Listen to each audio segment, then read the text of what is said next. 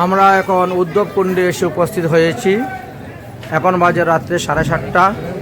অন্ধকার হয়ে গেছে, সব দিক অন্ধকার হয়ে গেছে। উদ্ধব কুণ্ডের সেই উদ্ধব বিহারীজি ঠাকুরজিকে দর্শন করতে পারছেন। আসো, এই যে জল কুণ্ড, এই যে কুণ্ড, যাও। উদ্ধব মহাশয় এই কুণ্ডেতে জলরূপে বিরাজ করতে। যাও যাও, একটু দেখা যাচ্ছে, যাও কুণ্ড থেকে জল নাও, জল নিয়ে মাথায় দাও, ছিটা দাও।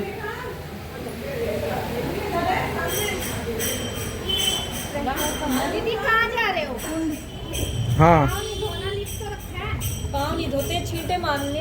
নাও, যাই হোক কারেন্টটা থাকায় তো ভালো হয়েছে, এখানে আলোটা দেখা যাচ্ছে সুন্দর, না হলে তো সমস্যাই হয়ে যেত।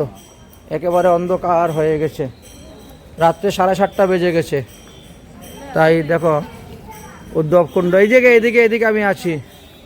উদ্ধব কুণ্ড, এইখানে উদ্ধব মহাশয় কুণ্ডরূপে বিরাজমান করতেছেন। এখনও কোনো ভাগ্যবানে উদ্ধব মহাশয়কে দেখতে পান এখানে, বলেছেন। উদ্ধব এই কুণ্ডের মধ্যে লতা রূপে বিরাজ করতেছেন। ভগবানের কাছে বলছিলেন আমি যেন বৃন্দাবনে লতা হয়ে বাস করতে পারি, তাই এই কুণ্ডের মধ্যে লতা রূপে তিনি বিরাজ করতেছেন। কোনো ভাগ্যবানে দেখতে পায়। পরীক্ষিত মহারাজ যখন এসেছিলেন তখন তিনি দর্শন করেছেন। এছাড়া অন্যান্য লোকেও দর্শন করতে পায় উদ্ধব মহাশয়কে। আসো, হ্যাঁ, এবার আমরা এখন এখানে প্রণাম করো ঠাকুরকে।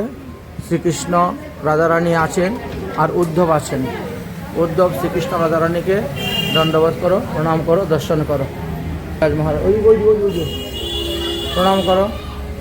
জয় হোক গিরিরাজ মহারাজ, গিরিধারী লাল তোমারা জয় হোক।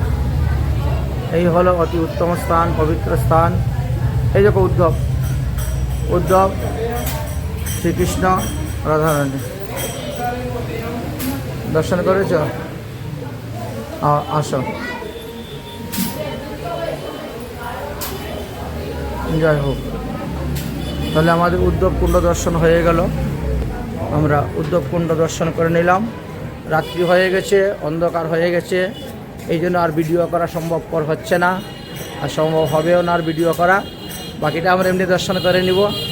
আপনাদের উদ্ধব কুণ্ড পর্যন্ত আমরা দর্শন করালাম, আমরা দর্শন করলাম। রাত্রে এখন 7:30 বেজে গেছে। রাধে রাধে। 2টার সময় পরিক্রমা আরম্ভ করেছিলাম, 7:30 এসে উপস্থিত হয়েছে এই স্থানে।